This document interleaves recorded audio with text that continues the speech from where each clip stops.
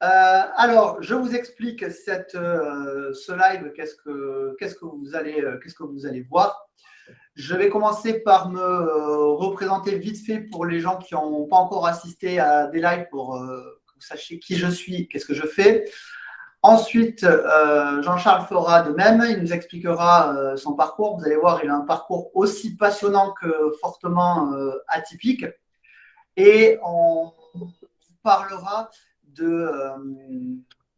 vraiment du mindset de l'entrepreneur et de comment gérer sa motivation au quotidien, comment traverser les épreuves que peuvent traverser un entrepreneur et quelles sont nos astuces et nos solutions pour gérer au mieux votre mental.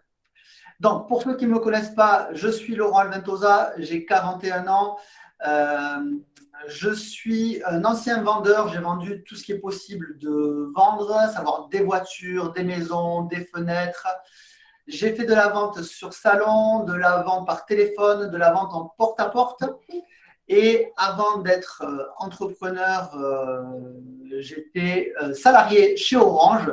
J'étais coach en technique de vente chez Orange. J'entraînais spécifiquement les vendeurs en porte-à-porte qui vendaient la fibre optique. Bonjour Philippe. Et j'ai créé pour Orange les techniques de vente nationales qui ont servi à allier l'expérience client, la qualité client et un fort taux de transformation.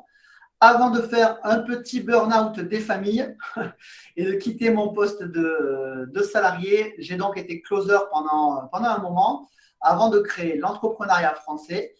Et aujourd'hui, j'ai plusieurs centres de formation et ma spécialité, c'est former des entrepreneurs et les pousser à se lancer dans cette belle aventure et quitter le monde du salariat. Donc voilà pour ceux qui ne me connaîtraient pas. Je vais laisser Jean-Charles faire de même. Et ça, c'était une version courte? Ouais, ça, c'est la version la plus courte que je peux suivre, au max de mon raccourci. Alors, bonjour à tous, moi c'est Jean-Charles Hutier. Alors, j'ai un début de parcours assez semblable au tien, Laurent. J'ai débuté par de la vente également, vente dans les boutiques de jeux vidéo. J'ai fait également de l'importation de voitures, dans l'alimentation et dans les métaux recyclés. Et très rapidement, j'ai monté une première société justement dans l'import-export de matières premières pour la Géorgie à la Chine. Et, euh, et par la suite, et dans cette société, j'ai développé d'autres pôles. Donc, j'avais fait un pôle de communication, un pôle en tant que consultant, et je gérais l'import de matières premières, comme je l'ai dit, des pays étrangers, principalement pour la Chine. Je suis ensuite revenu en France pour monter une autre société, donc, comme il a dit dans le live, en tant que menuisier, parce que j'ai une formation de menuiserie à la base. Et là, je vous la fais version courte. Je suis passé de menuisier à maître d'œuvre designer. Je suis spécialisé dans la rénovation de biens immobiliers. Donc ça, j'ai fait ça en 10 ans. Et par ces parcours, ce parcours un petit peu qui est riche d'expérience. C'est comme ça que je suis arrivé à faire de la conférence et de la formation. Donc aujourd'hui, j'accompagne des entrepreneurs à travers mon académie, justement à structurer leur entreprise, à créer leurs offres qui sont alignées à eux-mêmes et également avoir une entreprise qui soit calée à leur style de vie. Style de vie, pourquoi? Parce que moi, vous avez compris que je suis un petit peu multicasquette. Et les derniers métiers que j'exerce encore aujourd'hui, je suis mannequin, comédien et conférencier. Voilà, pour vous faire un petit panaché de l'écosystème dans lequel je me suis construit. Mais c'est mon écosystème dans lequel je m'épanouis et c'est ça que je propose à mes élèves. Ok, super. Bon, ben, tu as fait presque aussi lent que moi. J'ai essayé. Ok. Bon, Jean-Charles et moi, on a vraiment un point commun, c'est-à-dire qu'on était des personnes qui avaient un certain potentiel. On avait beaucoup d'idées. On a travaillé en tant que salarié. Pas toujours, ça n'a pas toujours été très facile et ça nous a poussé à entreprendre. Parce qu'entreprendre, je pense que c'est quelque chose qu'on a vraiment dans le cœur, qu'on a au fond de soi, de vouloir créer quelque chose, de vouloir embarquer des gens avec nous dans ce projet. Par contre, entreprendre, on n'a tous pas que des réussites. On a essayé de vous faire rapide et pas des monologues de 45 minutes sur nos parcours, mais on a tous traversé des moments difficiles avec des réussites et des fois des moins belles réussites. Ce qu'il faut savoir, c'est que Nelson Mandela a dit dans la vie, on ne perd jamais, ou on gagne, ou on apprend. Et donc, du coup, parler de ces réussites et dire, voilà, aujourd'hui, j'ai une équipe de 10 closers, j'ai 4 centres de formation, c'est assez facile. Par contre, savoir le parcours, qu'est-ce qui nous a amené là et comment on sort des difficultés, ça, c'est beaucoup plus difficile. Et c'est ce qu'on va essayer de faire dans ce live aujourd'hui. Du coup, JC, est-ce que tu as à nous partager une expérience avec quelque chose qui se serait peut-être pas très bien passé dès le début, mais qui du coup t'aurait permis d'obtenir un succès par la suite? Moi, j'en ai une flopée, hein. Je peux, en début d'activité, je peux parler d'un associé que j'avais d'entrée de jeu. Et un associé voilà, avec lequel je m'étais très peu renseigné et où notre collaboration s'est très rapidement terminée. Pourquoi? Parce que lui, en gros, l'état d'esprit, il voulait jouer tout de suite le chef d'entreprise. Moi, je ne travaille plus, je donne des ordres, je mets des gars sur les chantiers ou des choses comme ça. Et ça s'est traduit comment? Ça s'est traduit par, en fait, moi, j'ai carrément des clients qui m'appelaient pour me dire, on a des gars qui sont chez nous, ils ne savent pas quoi faire et il y a votre associé qui est assis à la terrasse du café en bas. Donc Ouais. Et là, tu te sentais comment quand tes clients étaient appelés pour ça? là, très mal. Pas forcément un client qui t'appelle pour dire qu'il y a du monde chez lui et que tes gars ne savent pas quoi faire.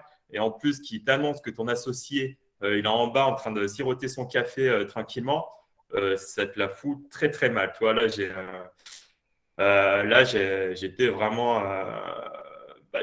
forcément, surpris, dégoûté. Et là, je me mets à la place du client quand même. Déjà, c'est le genre d'appel, on n'est pas vraiment préparé à ce type d'appel, en fait.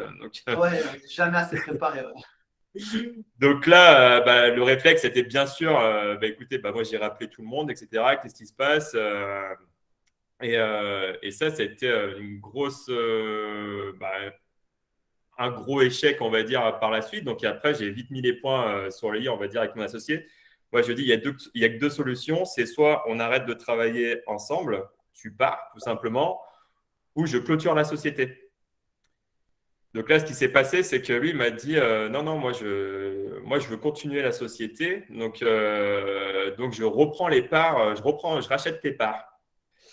Je fais OK, donc on fait tout ce qu'il y a à faire avec les avocats. Donc là, la société était toute jeune, donc la valeur de la société ne valait rien du tout, hein.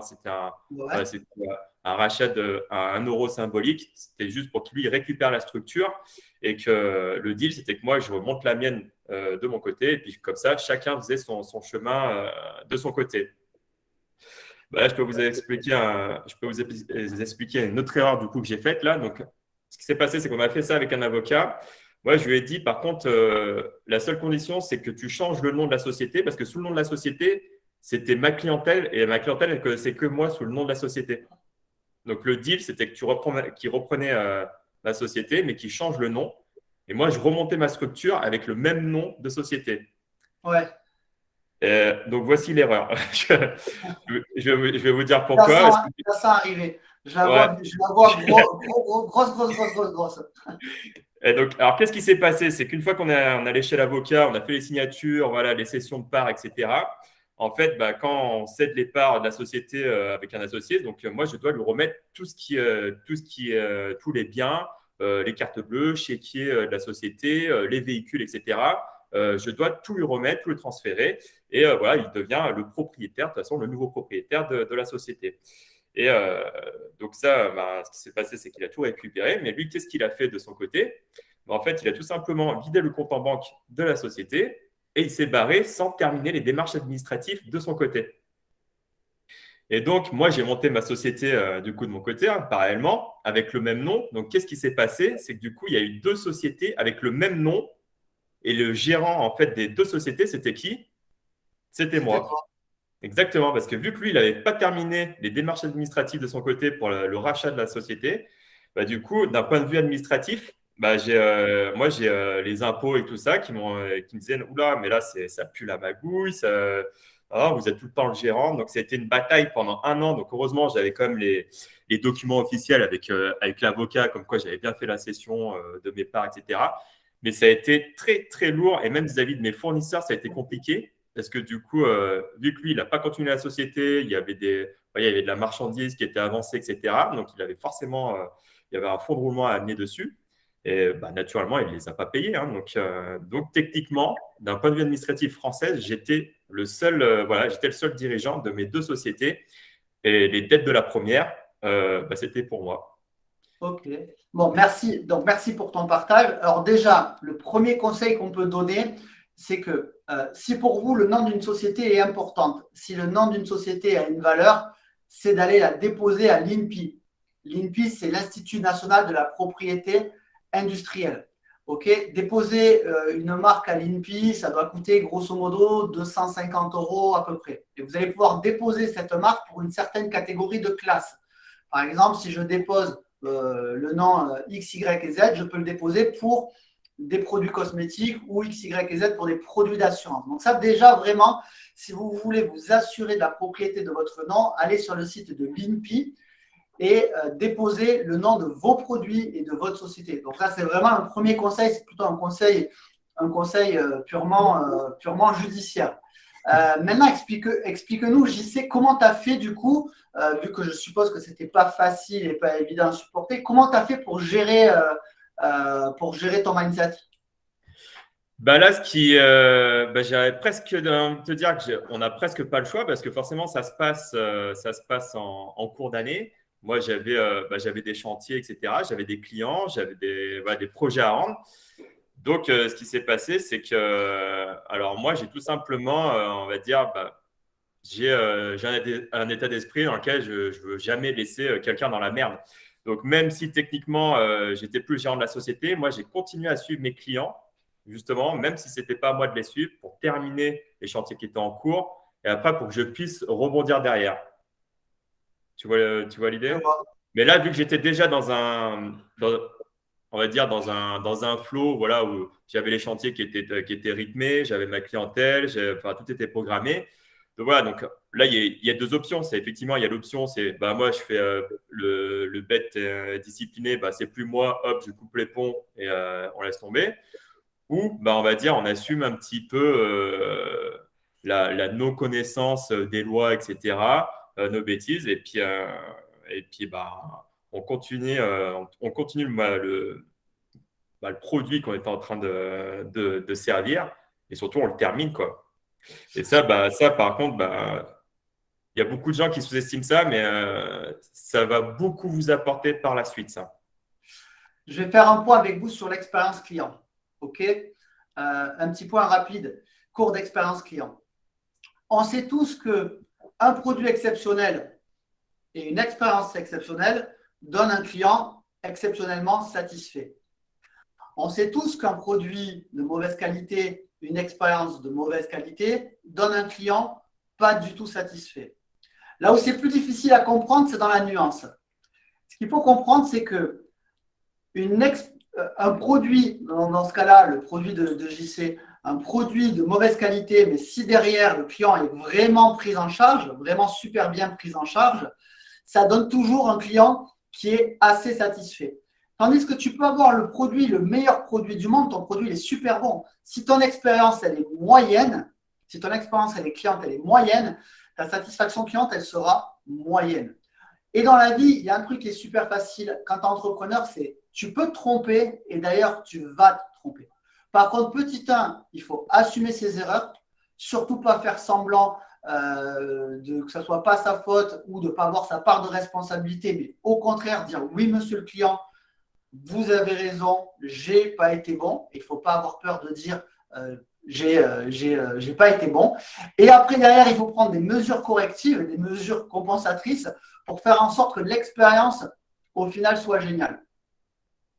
Si ton client commence avec un produit, une expérience produit moyenne, mais que derrière tu fais tout ton possible et que tu personnalises ton contact et que tu personnalises ton service, derrière le client, lui, il sera de toute façon hyper content. Parce qu'il va se dire, waouh, JC, il était là pour moi. JC, il n'a pas fait le canard. JC, il a mis les moyens et il a terminé mon chantier. Et donc, du coup, c'est ça au final qui va payer. Parce que ce qu'il faut ne jamais oublier, c'est qu'un client, il a une valeur dans le temps. Il a le chantier que tu viens de lui acheter, qui vient de t'acheter maintenant, ou la formation qui vient de t'acheter maintenant, mais il y a aussi toute sa capacité à réacheter, à refaire du business et à devenir promoteur. Et c'est en investissement dans cette relation-là que tu pourras faire en sorte que ton client devienne promoteur ou achète d'autres choses. Bien dit, ça, on sous-estime beaucoup, en tout cas, la relation qu'on a avec nos clients et peu importe les situations. Et ça nous apporte, sur le long terme, on est toujours gagnant. De toute façon, voilà, ces clients que moi, entre guillemets, je n'ai pas laissé dans la merde, euh, c'est quelque chose qui marque l'esprit et qui en dit long aussi sur vous au final. Et de façon très spontanée, c'est des personnes qui vont, s'ils vous recroisent, ils sont prêts à vous faire confiance parce que justement, vous avez osé assumer voilà, une situation et surtout être réactif aussi, ne pas laisser traîner les choses. Ça m'est arrivé encore très récemment, hein, là, sur un tout petit chantier. Voilà, j'ai fait passer un prestataire, un plombier, qui a fait clairement du sale travail, mais vraiment du travail de chien. La cliente m'a appelé, j'ai appelé un autre collègue et le lendemain, on est venu, on a tout refait. Voilà, c'était le minimum, entre guillemets, que je pouvais faire pour ma cliente. Donc oui, l'expérience est mauvaise pour elle, mais du coup, la réactivité et puis le fait de lui enlever cette épine du pied, elle s'est sentie valorisée. Et ça, c'est super important pour un client. Ok, c'est cool. Ben, merci pour ce retour. On accueille aussi Sandy, on lui souhaite la bienvenue dans ce live. Et toi, du coup, quel impact ça a eu sur ton niveau d'énergie? Alors, quand tu subis un peu un coup de masse, forcément, tu as une baisse d'énergie. Si tu veux. Et après, du coup, mais en l'assumant et en étant dans l'action, en fait, ça te permet justement de franchir un petit peu toutes les étapes. Tu vois ce que je veux dire ou pas? Ouais, alors moi, je vois bien ce que tu veux dire, mais si je pouvais développer pour les gens qui nous écoutent. Moi, je suis très focalisé solution. Donc, bon, il y a une galère, il y a un souci.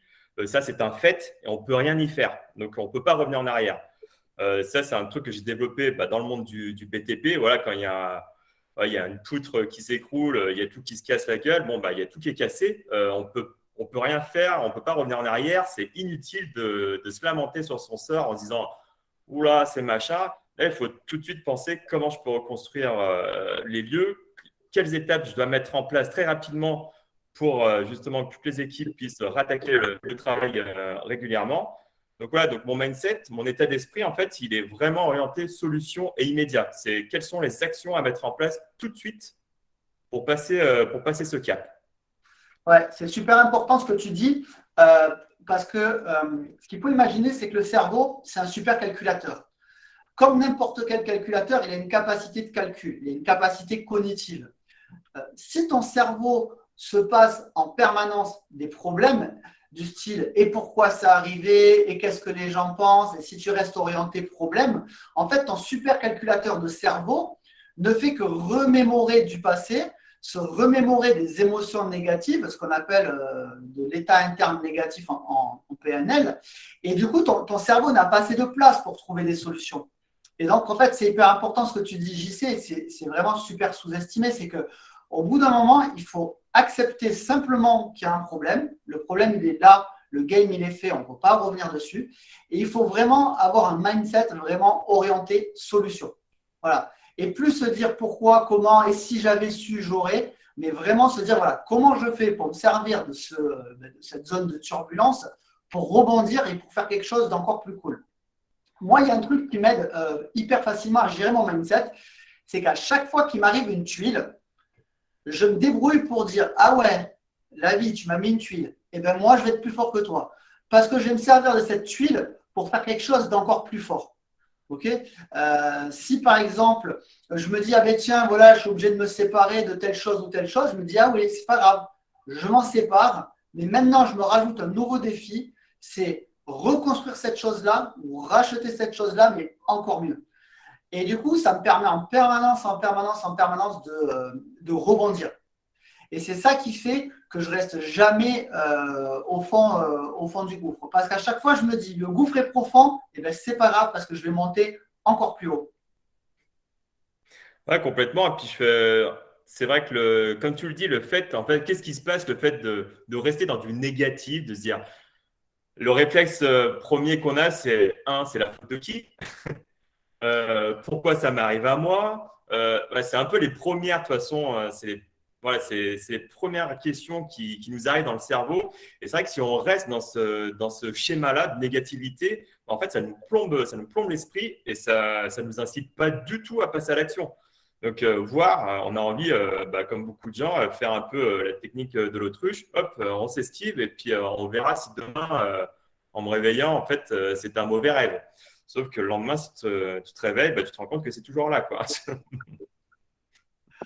C'est clair. Et il y a un autre truc aussi, et là je vais remercier toutes les séries américaines et Netflix de me l'avoir appris, c'est que à chaque fois, un mensonge ou une omission a des conséquences bien plus dramatiques. On a tous vu des séries où le héros, il se passe quelque chose, il ou elle ne le dit pas, et en fait, ça fait toute une saison entière, 15 épisodes de conséquences de ce problème.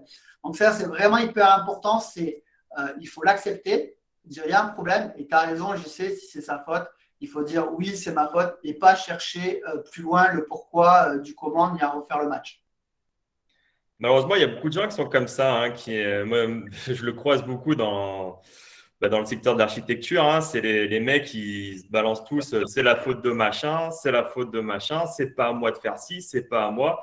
Et là, en fait, là, on n'est pas dans une cohésion d'équipe et ça crée des tensions. Là, du coup, on peut faire un pont sur le management ou sur tu vois, les équipes, les partenaires qu'on choisit justement pour réaliser un projet. Ouais. Alors là, sur le partenaire et le prestataire, on pourrait faire un live que sur le sujet du partenaire et du prestataire. J'avoue. Mais c'est clair. En fait, il y a une règle dans le business qui est si tu as décidé de travailler avec un prestataire et un partenaire, et si ce prestataire et ce partenaire ne te donnent pas satisfaction, ne t'en prends pas au prestataire et au partenaire. Prends-toi-en à toi-même. Ce n'est pas sa faute. La seule responsabilité, c'est la tienne parce que c'est toi qui as décidé de travailler avec cette personne-là. Donc, ça aussi, c'est un gros point de mindset d'entrepreneur. C'est que si le partenaire ou le prestataire ne fournit pas un travail de qualité, au lieu d'investir du temps et de l'énergie cognitive avec de la colère en se disant ouais, mais ce mec, et c'est la faute, et les conséquences de X, Y et Z, prends-toi-en qu'à toi-même, dis-toi qu'est-ce qui a fait que j'ai fait choisir ce partenaire-là, et fais un point sur tes critères et fais un point sur tes valeurs pour que la prochaine fois, tu ne fasses plus ce choix-là et tu ne prennes plus de partenaires ou de prestataires comme ça. Complètement. Après, ça, là, j'ai peur de dévier un peu, mais tu vois, tu as émis le sujet des valeurs, etc. Et c'est vrai qu'on a trop tendance à banaliser un petit peu ce côté. Il y a plein de gens qui disent, oui, moi, je connais mes valeurs, je sais. On est vraiment drivé par nos valeurs profondes. Et ça, c'était un sujet d'un live que j'ai fait il n'y a pas longtemps, justement, sur moi. J'avais une de mes grosses valeurs, c'était la famille, que je comblais, tu vois, à travers mes clients. Et ça peut avoir tu vois, des impacts complètement négatifs sur ton business ou avec tes partenaires. Donc, c'est vraiment capital de bien les connaître et de les conscientiser. Et puis d'en discuter tout simplement avec tes prestataires et tes partenaires. De toute façon, tu vas voir très rapidement si ça colle ou pas. Carrément. Alors là, les valeurs aussi, bah tiens, tu me donnes l'occasion d'en parler. Les valeurs, effectivement, en fait, les gens, ils vont investir des millions pour faire des logos, pour faire des sites internet qui claquent, pour faire des vidéos, du montage. Ils vont mettre des centaines et des centaines de milliers d'euros par jour pour des leads, des équipes de vente. Ils vont écrire des logos sur leurs camions, leurs chemises, leurs t-shirts, leurs serviettes et même leurs stylos. Et les mecs, ils ne passent pas 5 minutes pour mettre au point leur valeur.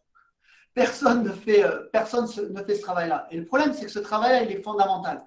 Parce que dans ton entreprise, tu dois avoir une vision claire de tes valeurs. Pourquoi? Parce que la différence de valeur entre moi ou mes employés, moi ou mon partenaire, moi un prestataire, moi un fournisseur, c'est exactement ce qui va créer de la colère. C'est exactement ce qui va créer de la colère. Donc, si tout le monde est OK sur les valeurs, dès le début, c'est beaucoup plus facile. Et les valeurs, un truc très simple, c'est prendre une feuille de papier et un stylo et se dire, voilà, dans ma vie personnelle, quelles sont mes valeurs? Et on liste ces valeurs dans sa vie personnelle. Puis, on tire un trait et on dit, dans ma vie professionnelle, quelles sont mes valeurs? Et on reste focus sur ce rôle. On reste focus sur le rôle vie personnelle et on reste focus sur le rôle vie professionnelle.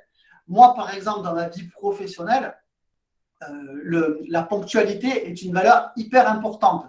Alors que dans ma vie personnelle, pas tant que ça au final. Et ça, c'est hyper important de le clarifier. Parce que si dans ta société, tu dis, voilà, une valeur importante, c'est la ponctualité, ou c'est le respect, ou c'est la communication, et en fait, c'est parce que tu l'as défini et parce que tu as réussi à l'expliquer au moment d'un recrutement ou que tu es capable de l'expliquer à ton équipe, que tout le monde va être OK et que tout le monde va faire attention à ça. Et si vraiment tu passes à côté et que tu ne le dis pas, c'est la catastrophe. Tu vas droit dans le mur directement. Là, ça me laisse l'occasion de rebondir sur ça aussi. Il y a ce que tu vois, tu parles par exemple de la ponctualité. Il y a bien sûr, il y a le dire, le définir, mais après, il y a le représenter aussi, tu vois, l'incarner. Donc, si toi, c'est important pour toi que les gens soient à l'heure à tes rendez-vous, etc. Mais par contre, que toi-même, quand on te donne des rendez-vous, tu ne te pointes pas à l'heure, etc. Bon, là, déjà, il y a une incohérence entre ce que tu dis et ce que tu fais. Donc, il faut tu vois, qu'il y ait un accord complet entre ce que tu dis et ce que tu incarnes. Sinon, naturellement, les gens, ça c'est un exemple que j'ai vu dans le BTP, on se lève très tôt, c'est rendez-vous 5h30, 6h le matin. Voilà, donc si moi je suis pas à l'heure tous les matins, les mecs, qu'est-ce qui se passe?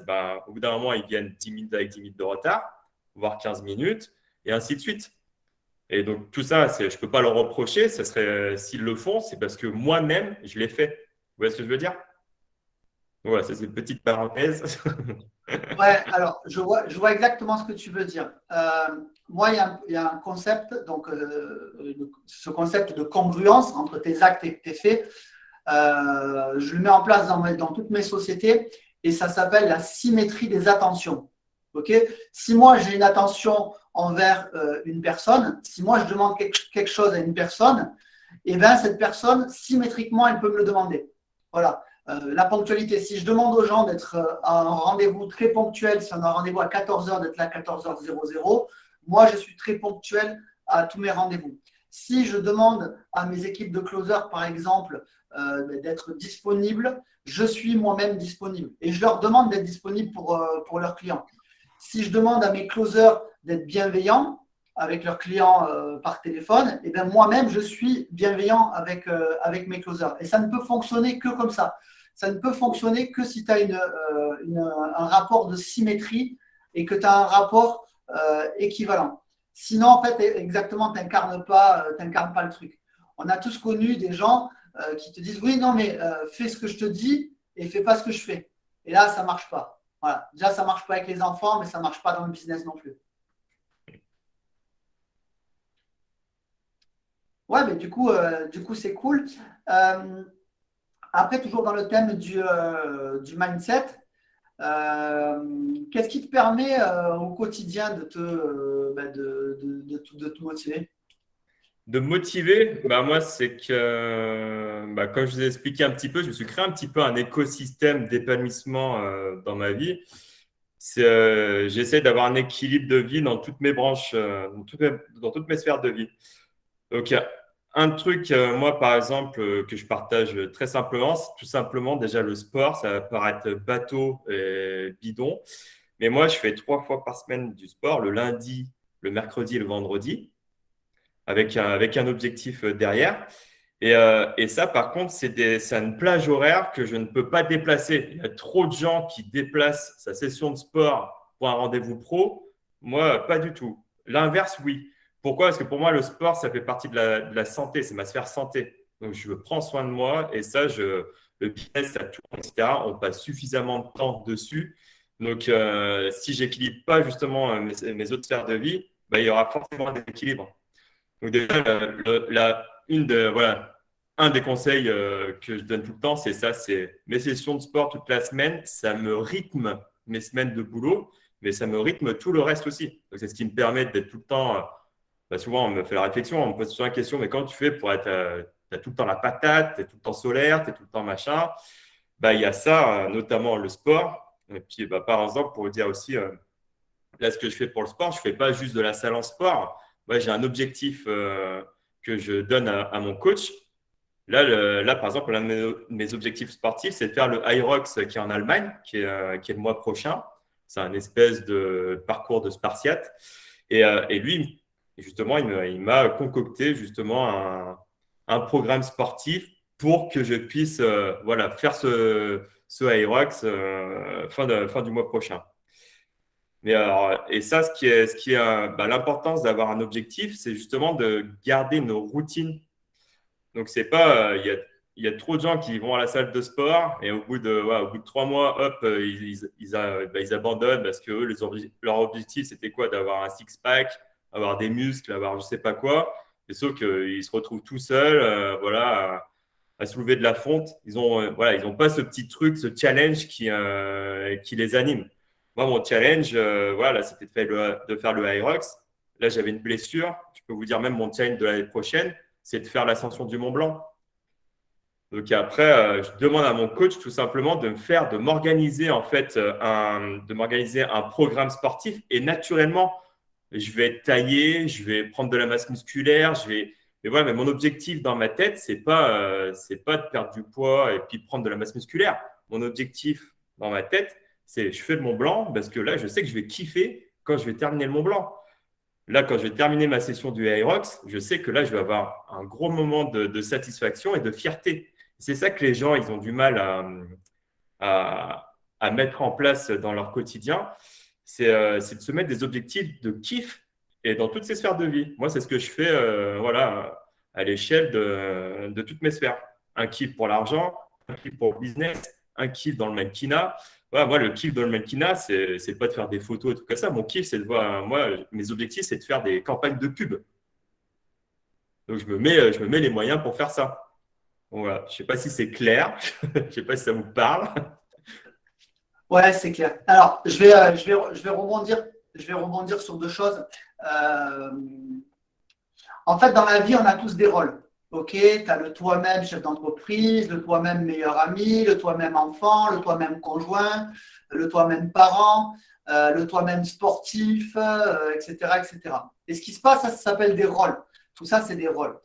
Et ce qui se passe, c'est que quand tu as un rôle qui prend toute la place, il bouffe toute la place aux autres rôles. Et du coup, le rôle qui a vu sa place bouffer n'est pas content. Si par exemple, tu passes trop de temps dans ton business, et pas assez de temps avec tes enfants, ok, tu as développé ton business, mais tu n'es pas fier de toi en tant que père de famille. Donc moi, ce que je fais, mon astuce, et c'est la même que toi, hein, JC, et d'ailleurs, je pense que c'est la même pour tout le monde, c'est que je mets en pleine conscience des rendez-vous dans mon agenda qui sont des plages qui reviennent chaque semaine avec moi-même.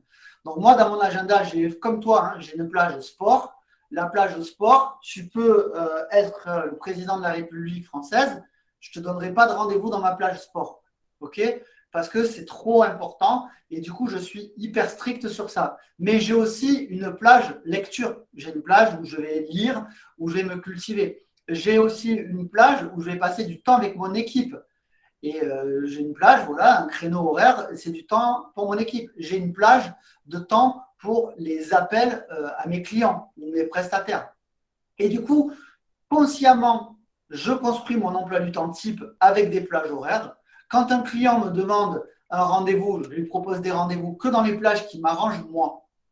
Ensuite, quand vient la fin de la semaine ou de la quinzaine ou du mois, si je vois que j'ai manqué du temps sur un de mes rôles, j'attribue, en pleine conscience une fois de plus, j'attribue du temps supplémentaire à ce rôle-là.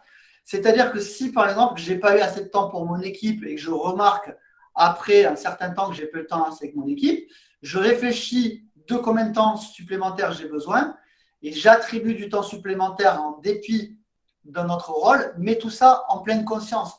Ce qui fait que je suis toujours dans l'anticipation et jamais dans la réaction. Parce que si tu commences à dire à ton client, ah oui, vous ne pouvez pas, ah bon, ben, ok, tant pis, j'irai au sport plus tard. Ah, vous ne pouvez pas, ah ben tant pis, je ne mange pas avec mes enfants. Et ben en fait, tu finis par plus rien faire. Voilà. Tu fais, j'appelle ça le syndrome du chihuahua et de la baballe. Le chihuahua peut courir après une baballe. Tu lui jettes une baballe, il la ramène. Mais si tu lui renvoies trop de baballes, il ne peut plus ramener les babales. Et c'est exactement ce qui se passe dans ton quotidien. Et comment ça impacte ton mindset? Eh ben, c'est qu'à chaque fois que tu vas avoir un rôle qui ne va pas atteindre son objectif, eh ben, forcément, ce rôle-là, il va douter, il ne va pas se sentir bien. Et c'est ça, au fur et à mesure, qui peut t'entraîner dans un down de mindset. Et pour rebondir sur le dernier truc JC que tu as vraiment à un juste titre remarqué, c'est de se fixer des objectifs, pas que chiffrés, mais aussi en kiff. D'accord? Le chiffre doit être au service d'un kiff. Si tu te dis, moi, voilà, je m'entraîne pour être le premier au marathon de Paris, eh bien, il y a de fortes chances que tu ne kiffes pas. Pourquoi? Parce que le premier, même si toi, tu es super fort, et s'il y a le champion du monde de marathon qui vient, ben, il sera meilleur que toi et tu ne peux rien. Par contre, si tu t'entraînes en te disant, voilà, mon objectif, c'est de battre mon propre meilleur temps de tant de pourcentage et que je me kiffe à battre moi-même. Et après cet objectif-là, mon objectif, c'est de faire un trial et de courir 200 km par exemple. Et ben là, tu es dans un kiff. Là, tu es dans un kiff. Et le chiffre, en fait, c'est juste un point de passage dans ton kiff. Et de toute façon, quand tu arrives à obtenir le résultat kiff, forcément, tu as toujours le résultat chiffré derrière. Tu l'as bien dit, JC, si forcément tu es capable de t'entraîner, faire un truc spartiate et monter le Mont Blanc, forcément, tu n'as pas 20 kilos à perdre. Ça va ensemble. Après, là, ça reste mes objectifs propres à moi personnels. Je vous parle de mes objectifs d'il y a 4 ans en arrière, ce n'était pas du tout ça, hein. Moi, déjà, ça a commencé par juste reprendre le sport. Déjà, ça a été mes premiers objectifs pour reprendre une habitude. Après, une fois que j'ai eu cette habitude, je me dis, qu'est-ce que je peux faire pour rendre le sport plus kiffant?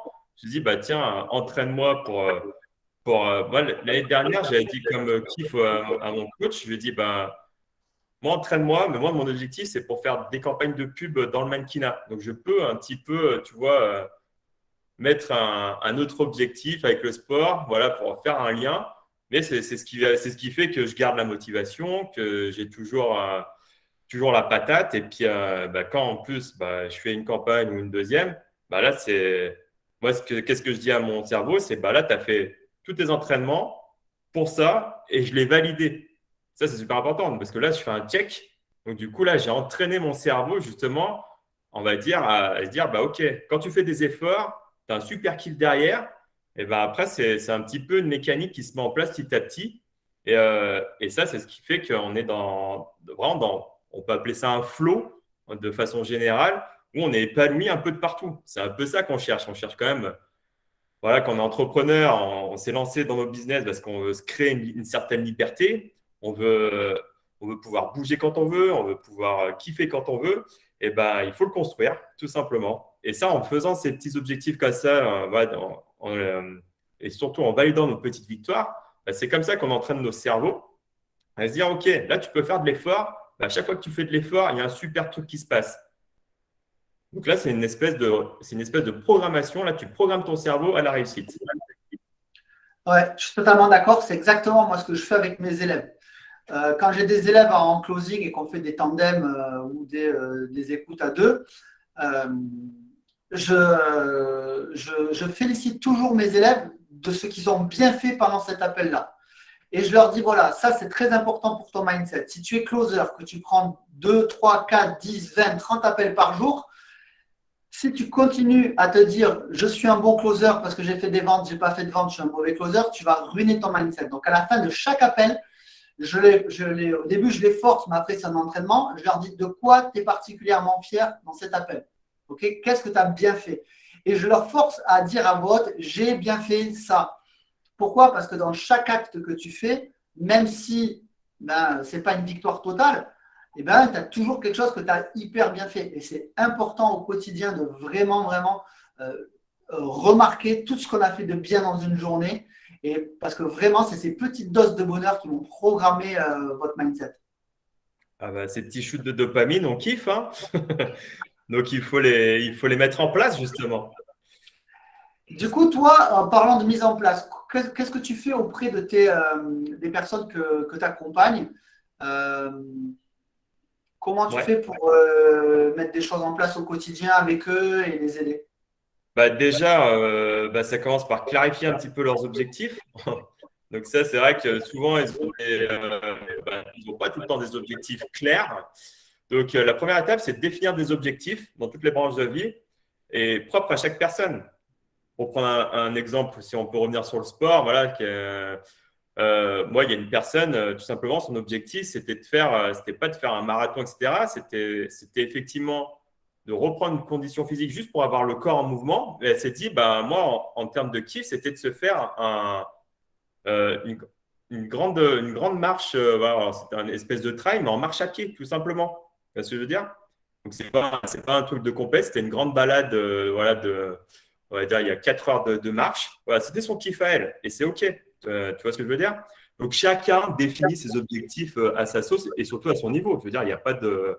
Là, l'erreur qu'il faut faire, c'est qu'il ne faut pas se comparer les uns les autres pour ça. C'est vraiment propre à soi-même. Qu'est-ce que toi, tu as envie de réaliser? Qu'est-ce qui est OK? Et après, ce qui est bien, c'est que l'entraînement que tu mets en place, bah, c'est là où tu vas te conditionner et surtout te créer de nouvelles habitudes et te sentir bien. Quand on est en mouvement, de toute façon, c'est un peu la vie, hein, donc c'est un peu ce qui nous anime. Et dès qu'on est en mode enfermé à la maison, il n'y a rien de plus mortel, quoi. Donc là, on signe notre arrêt de mort, quoi. Donc être tout le temps en mouvement, ben ça, c'est vraiment top. Donc et après, donc définir des objectifs, c'est bien. Et après, c'est le plan d'action. C'est quel plan d'action, qu'est-ce que je mets en place pour atteindre ces objectifs. Donc après, si c'est dans le business, ça peut être des coups de fil, voilà, qu'on va faire très régulièrement de la prospection par téléphone, par Internet. Je dis, bah voilà, je me mets X heures, je fais que de ça, je fais ça. Après, je fais voilà, de la prospect par Internet. Voilà, c'est se définir un plan d'action et puis le maintenir, tout simplement. Et sans partir dans des trucs, tu vois, se dire, je vais faire 50 appels dans la journée, je vais faire 20 ventes dans la journée. Non, là, c'est ridicule. Là, vous mettez la barre trop haute et ça ne sert à rien. Au mieux, vous dites, voilà, je vais appeler 10 personnes. Voilà, si c'est dit, je me dis un objectif de une, deux ventes. Et voilà. Et puis après, c'est comme ça, on commence en bas de la montagne. Et après, voilà, petit à petit, on monte les marches, quoi. Ok, c'est cool. Et du coup, merci pour ton retour. Là, tu m'as dit que tu préparais un événement et il me semble que justement, c'est le genre de truc dont tu vas parler lors de cet événement. Ouais, complètement. Ouais, je parle un peu de cet état d'esprit, cette façon de réfléchir en arborescence, comme on dit. Donc, j'ai un petit peu. Alors, pour me cataloguer, il y a beaucoup de gens. Alors, moi, j'ai horreur de ça, de me cataloguer dans une case. Mais bon, ça parle pour les gens. Donc, on m'a catalogué dans la case HPE, haut potentiel, multipotentiel, serial entrepreneur. Donc ça, moi, j'aime pas. La question, tu fais quoi dans la vie? Moi, c'est une question terrible pour moi. J'ai horreur de me définir par mon métier. J'ai horreur et j'aime pas non plus être trop prétentieux vis-à-vis des gens. Donc c'est vrai, quand j'énumère un petit peu tout ce que je fais, mannequin, comédien, formateur, architecte d'intérieur, etc. Bon, voilà, j'ai eu pendant un temps, pendant un moment, j'ai eu cette croyance, voilà, ce blocage vis-à-vis des gens. Je dis, ouais, il faut mieux rien dire et puis je donne juste un métier, au moins c'est cool. Alors clairement, aujourd'hui, j'assume toutes mes casquettes. Je dis, bah voilà, je fais ça et ça et ça et ça. Après, les gens qui aiment pas, bah, tant pis. Et puis ceux que ça intéresse, génial. Donc j'explique un petit peu, voilà, comment je réfléchis en arborescent et surtout comment je me suis construit cet écosystème pour le but, encore une fois, c'est de s'épanouir dans sa vie et de kiffer, quoi, et pas d'être dans un système métro boulot dodo. Il n'y a rien de plus mortel. Ok. Donc, du coup, là, tu m'as dit que le 26 mars, tu prévoyais un événement. Est-ce que tu peux nous en dire plus? Ouais, c'est un événement. Alors, c'est un nouveau format de conférence. Alors, moi, j'appelle ça un atelier business. Pourquoi atelier business? Parce que c'est pas une conférence où les gens ils s'assoient pendant 10 heures et puis ils m'écoutent parler. Je trouve ça, il n'y a rien de plus chiant. En fait, le format, j'utilise en fait mon parcours de vie professionnel et personnel comme fil conducteur. Mais par contre, la conférence elle est timée par des exercices concrets à faire entre participants. Loi de Pareto, moi, en gros, c'est 20% de blabla et 80%, je fais participer les gens entre eux, justement pour développer, on va dire, on va parler de la confiance, de l'estime de soi. Il y a beaucoup de gens dans l'entrepreneuriat qui ont du mal à élargir leur réseau et ils ne savent pas comment connecter avec les gens. Donc, il y a toujours ce côté, la plupart des gens, quand ils font des conférences ou du networking, ils récupèrent deux, trois cartes de visite et après, pour au final, même pas les rappeler. Donc, je trouve ça super dommage et c'est un point que j'ai pu remarquer. Et peu importe le niveau en plus, le niveau du business de la personne, qu'elle soit déjà bien avancée ou débutante. Donc, c'est un peu ça que que je vais partager dans cet atelier business, c'est que en fait, je vais faire interagir les gens entre eux et surtout, je vais leur dire, bah, voilà ce qu'il faut dire, voilà comment moi je pense et comment je crée du lien fortement avec les personnes. Et, le but, c'est que les gens, ils repartent de là-bas en se disant, OK, j'ai compris, waouh, là, je ne pars pas juste avec trois cartes de visite, je pars avec au moins 20, 30, 40 contacts, mais des contacts où je sais ce qu'ils font, je connais leurs problématiques, je peux potentiellement les aider et eux peuvent potentiellement m'aider. Donc, c'est vraiment ça que je veux faire vivre en live durant ma conférence. Ok. Bon, ben, c'est cool. En tout cas, ben, moi, je te l'avais promis, JC, je viendrai te dire bonjour pendant cette conférence-là. Donc, pour ceux qui habitent à Paris et qui voudraient venir me voir, ce jour-là, donc, je serai avec JC dans cette conférence. Et moi, je vous donnerai des astuces pour avoir vraiment un discours percutant et un discours impactant. Pourquoi? Parce que si vous faites du coworking, si vous allez faire des pitchs, si vous faites tout ce genre de réseautage, vous allez avoir une fenêtre d'attention de votre interlocuteur qui va s'ouvrir, qui va être hyper courte. Il va falloir vraiment envoyer un maximum de flow et un maximum d'impact pour que les gens se souviennent de vous. Donc, moi, je vous ferai un atelier sur ce sujet. Donc, c'est dans le 14e, c'est ça? Ouais, c'est Paris 14e, c'est l'Institut Montsouris. Donc là, j'ai réservé une belle salle, voilà, une belle salle de conférence. Et où du coup, dedans, on va pouvoir interagir tous ensemble. Il y a bien sûr, il y aura des sessions de pause et à la fin, voilà, il y a un petit cocktail dînatoire où les gens pourront encore créer du lien davantage. Et comme je dis, là, l'objectif, c'est que les gens repartent et surtout qu'ils connaissent vraiment les gens qui ont pu participer à l'événement. Du coup, je rebondis un petit peu parce que j'ai vu qu'il y avait Andy qui… Voilà, la gestion du temps, la gestion du mindset, créer son mastermind, entretenir son réseau. Moi, pour ma part, je vous expliquerai comment pitcher, avoir un discours percutant, capter immédiatement l'attention, profiter de ces fenêtres d'attention. Et en tout cas, ça me fera plaisir de vous voir tous en live, en chair et en os. Donc, merci pour votre présence à ce live et je vous dis rendez-vous le 26 mars dans le 14e. Merci à tous. Ciao. Ciao. Merci. Ciao, bonne journée. Ciao, Merci ciao. beaucoup. Au revoir. À bientôt. Bye bye. Bye.